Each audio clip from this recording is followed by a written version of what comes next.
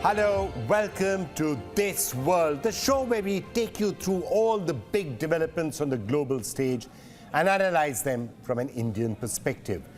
Today we are going to be turning our attention to a boardroom battle that has been playing itself out at OpenAI. Yes, a lot of people have said that no scriptwriter could have ever come up with twists and turns like this, and they are correct. But that's not the only reason why the whole world has been following the drama at OpenAI. It's also because there's a lot that is happening behind the scenes and the implications. Why did this happen? Why was Sam Altman fired? Why is he back? Also has implications and questions for the world, for the future of AI in the world, and perhaps for the future of the world itself. Because if somewhere in some basement artificial general intelligence is actually being created, it has implications for all of us. And there were aspects of this entire boardroom drama that tapped into those hopes and those fears. So we're going to be talking about that in some detail. Also, Geert Wilders, the rather controversial far-right politician, has got a massive surprise victory. Well, not a comfortable majority on his own, but he's done really well in the elections in the Netherlands. What does that say about politics in Europe? Is it moving to the right?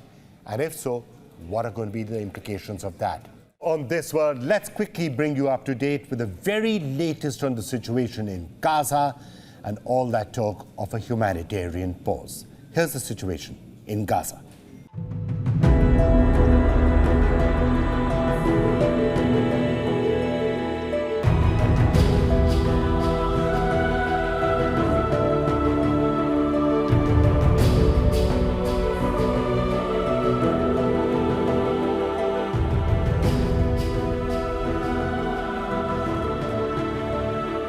It was an emotional day for Israeli families as the first batch of hostages reunited with their loved ones, upon release by Hamas after 2 months.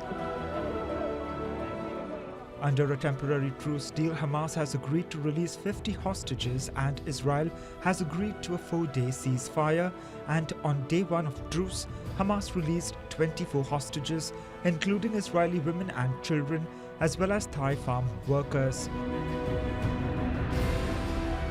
Video released by Hamas's military wing showed women and children being shepherded out of a vehicle and into the care of Red Cross workers. Upon crossing over from Gaza, the hostages were transported by helicopters to a hospital.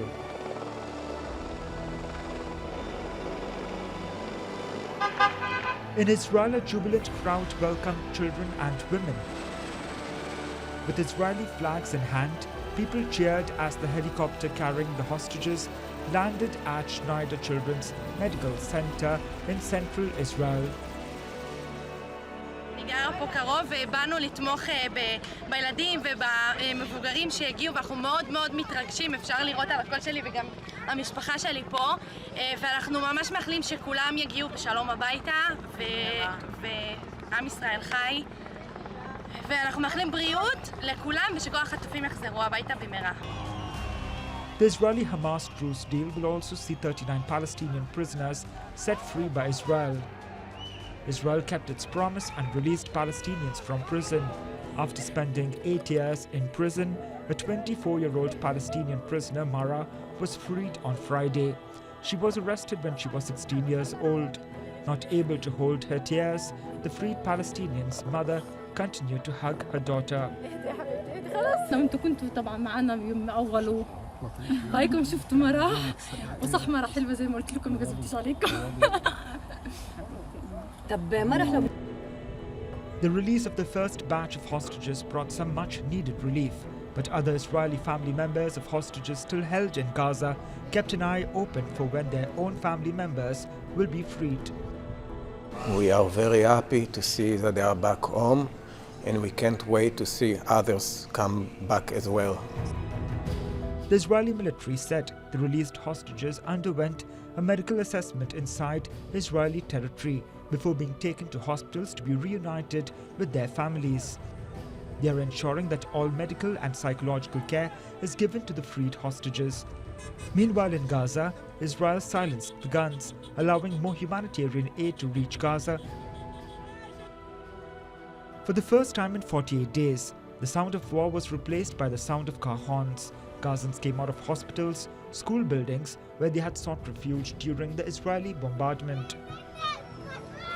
A number of Palestinians returned to their destroyed homes to try and retrieve belongings from under the rubble. بيتي انهدم كله، هاي اللي طلعت منه، هذا اللي طلعت فيه، الحمد لله على كل شيء، حسبنا الله ونعم الوكيل. البيوت انهدمت، البشر ماتوا، الحجر انكسر. Internally displaced and virtually all of the 2.3 million people urgently need aid. Tankers with fuel and cooking gas entered the Gaza Strip on Friday. Israel has agreed to allow the delivery of 130,000 litres of fuel a day into the besieged Palestinian enclave for the duration of the truce.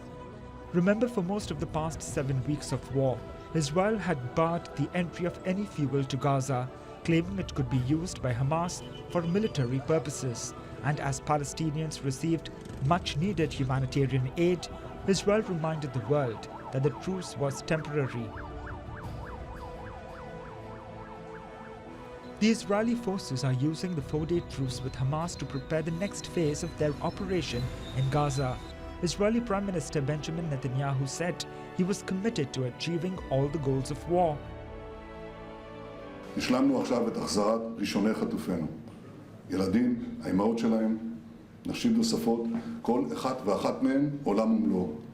אבל אני מדגיש לכם, המשפחות ולכם אזרחי ישראל, אנחנו מחויבים להחזרת כל חטופינו.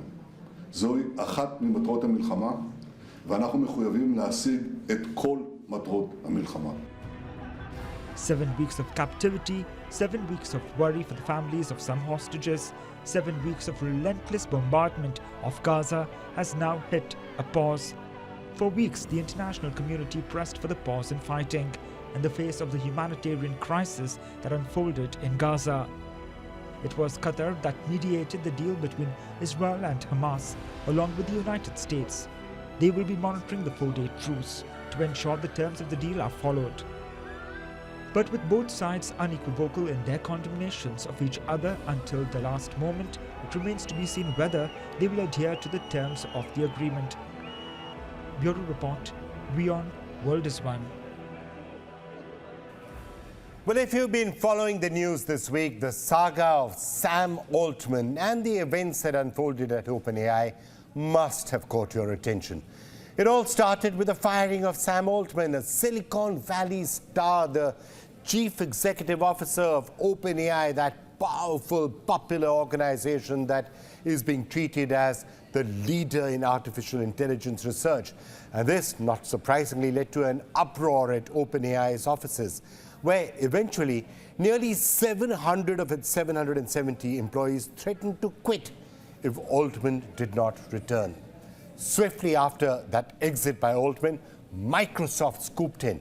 And then, in a surprising turn of events, Altman was rehired as the CEO of OpenAI, marking a dramatic turn of events within a span of a single week. Now, I can tell you from now, you're probably going to be able to catch up with the details of all of that on a Netflix series or a movie sometime fairly soon. But we're going to be looking at some of the implications. Because the question on everyone's mind is, what lies ahead for the future of OpenAI and also for the future of ethical AI? Why was Sam Altman sacked in the first place? What happens next at OpenAI? Now, for starters, OpenAI has said in a statement that it has an agreement in principle for Altman to return alongside a new board. The main job of this small initial board is to vet and appoint an expanded board that will have 9 people. They will reset the governance of OpenAI. Meanwhile, Microsoft, which obviously is a key player in all of this and which is committed to investing billions of dollars in the company, now wants to have a seat on that expanded board. Microsoft has a deep relationship with OpenAI. It is OpenAI's largest investor, having committed $10 billion into the company. And let's remember, if things had gone slightly differently, Microsoft would actually have been housing within itself in a fully owned subsidiary Sam Altman, Greg, and 700 of the 770 OpenAI employees. This just shows the somewhat weird corporate structure at OpenAI and a somewhat strange relationship with Microsoft. OpenAI actually is a non-profit entity that owns a for-profit entity. And for those keeping a close eye on the situation, that entire saga now represents a big fight happening in Silicon Valley. On one side, some people think that AI could be dangerous if we don't control it. On the other side, they believe that anybody who says we should control AI or slow down its development is just a D-cell. They are sort of Luddites. They're people who are not up to it, and we've got to keep going faster and faster and faster. Microsoft, by the way, seems to be somewhere in the middle, trying to balance all of these competing interests and these competing philosophies.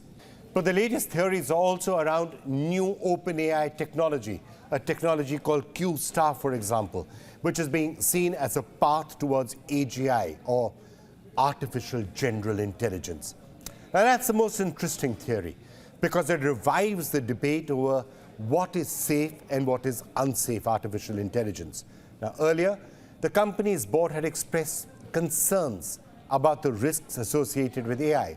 As mentioned earlier, there is a group of people who are skeptical about rapidly advancing technologies like generative AI, and the concerns that you shouldn't move too fast with them because of the risks. And this group believes that government and not big tech companies should have the authority to regulate AI, because ethics should not be subservient to profit. That's the view of this group. Now, there's another group that says that these people are just doomers, they're just Luddites, they're just creating panic for no rhyme or reason, and there's absolutely no reason why government or totalitarianism in some way should be brought into the AI world. This is the second group of people. And there's a clash between them. And we don't know what actually led to this, so we are not entirely sure about which of these sides is right. And because this is such a polarized battle, what you believe pretty much depends on whom you're asking. Do we need efforts to bring more ethical governance into the management of artificial intelligence? Yes. But what is the right way to do that? We don't really have the answer to that particular question. But it's very essential to start asking that question, because the concerns over AI ethics are valid. And if OpenAI's board had genuine ethical concerns about the direction that Altman was taking the company, then no matter how fond you are of Sam Altman, it is time to at least start talking about it or thinking about it or speaking about it. And I'm not saying that anything wrong was being done, and I'm as big a fan of Sam Altman as anybody else on the planet, but it is time to start talking about all of this. Well, let me now talk to somebody who's been tracking this almost obsessively for the last few weeks. Nathan Lands, AI and ChatGPT expert and analyst. Nathan, always good to talk to you to try and figure out what's happening in the world of AI. But before I figure out what's happening in the world of AI, what's happening in the world of OpenAI? What was behind this drama? What was it all about? Sam Altman is now tweeting that he's sitting and having a nice Thanksgiving day with Adam D'Angelo. So clearly it's not a feud between them. What was it all about? Yeah, from what I've heard, I mean, it's kind of crazy how this all started. Like 2 days before all of this happened with Sam Altman being fired, I started hearing rumors from friends in San Francisco that OpenAI was like, the employees inside OpenAI were very optimistic about their progress with GPT-5 and other technologies they're working on. And so I thought it was kind of interesting that as soon as I heard those rumors start spreading in San Francisco, this happened like probably 2 days later. And now it's starting to come out that it seems like what happened is, as far as I can tell, was that Heather Toner, which is a board member of OpenAI, and also a pretty well-known effective altruist, she had wrote a paper recently, maybe 2 months ago, where even though she's on the board of OpenAI, she had actually criticized OpenAI and said that they were developing too fast. And so my understanding is that Sam Altman didn't take that very well, which is, I think, a lot of CEOs wouldn't, and that he had confronted her about it, and that the conversation didn't go that great. And I think if you combine that with the fact that it seems that OpenAI recently made some major breakthroughs, that I think that combination caused some issues where the people on the board who are more conservative and focused on safety, started to get a little bit concerned. It's not clear what all else happened. There's rumors that Sam Altman was, working on other projects, and there was some anger there.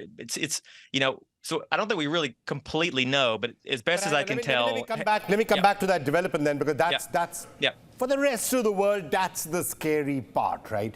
If OpenAI is developing some technology inside it, Q star or whatever it's called, and then there's concern within OpenAI that, oh my God, we're going too fast and we need to be more careful, and the non-profit, and we must develop AI in a more safe manner for humanity, and then they are pushed aside by people who are saying, oh, we must go ahead and do it for profit.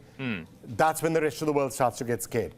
Is that how it's actually gone down, or is this an exaggeration? I think that's probably like a slight simplification. Like on Twitter, a lot of people were saying this is like kind of a battle between doomers and EAC, which is like effective accelerationism, which I kind of consider myself part of. People who want to develop AI as fast as possible. I don't think it's that simple, because my understanding is Sam Altman and a lot of the other team, I would say they're kind of in the middle. They're wanting to be safe about how you develop AI. They're not like, hey, let's not test anything. Let's not, let's be reckless. As far as I can tell, that's not them. So I think it's more of a battle between like people kind of in the middle who are like, hey, we want to develop AI, but let's be safe about it, versus people who are like, anything you build, if it starts acting like kind of like AGI, that's scary, and we want to kill that. But Nathan, whatever we are seeing about Q star, which is what a lot of the buzz has been about, it's not exactly AGI. It's maybe a step in that direction, but essentially, it's a new technique which seems to be working well. Maybe a path towards AGI, but it's not that you actually got a sentient machine in the basement somewhere. Yeah, definitely. It's definitely. I mean, as far as I can tell, there's no one who thinks, oh, this is AGI, but they do believe, or at least this is what I've heard, that that it is better at logic. And so, the last time I was on here, I talked about agents, and that was a big thing that everybody was excited about. And then quite frankly, agents have not really went anywhere yet. And the main reason is because, LLMs can predict what somebody's going to say next, but they're not that good at logic yet. And so if you were to dramatically improve the logic and combine that with an LLM, you really would start to have agents that could do many things that humans do. All right, Nathan Lands, always a pleasure talking to you. Let's see what happens. Great. As QSAR develops, we'll get you back in here to tell us about it. Sounds good. Take care. Thank you so much for joining us. Well, ladies and gentlemen, if some people are worrying about what artificial intelligence could do to the planet, others are still very much worried about what humans are doing. For example, the rise of the radical right in Europe. Now, if the far-right movement in Europe needed a boost, Dutch politician Geert Wilders' recent poll results in the Netherlands has done just that.